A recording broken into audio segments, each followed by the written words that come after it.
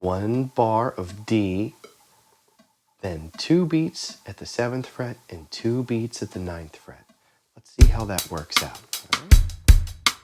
1, 2, 1, 2, ready, go. 1, 2, 3, 4. 2,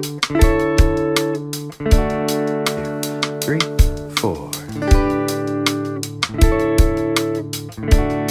If that's your comfort level, stay there.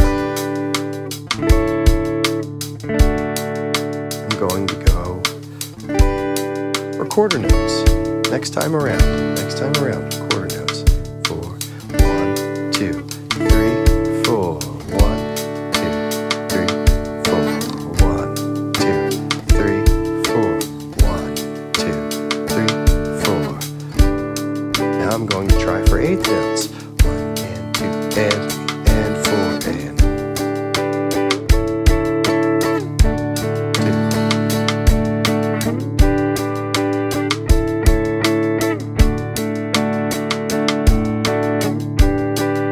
All I have to do for 16th notes is what?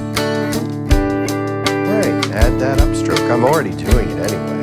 I'm just not brushing the strings right now. Now I am.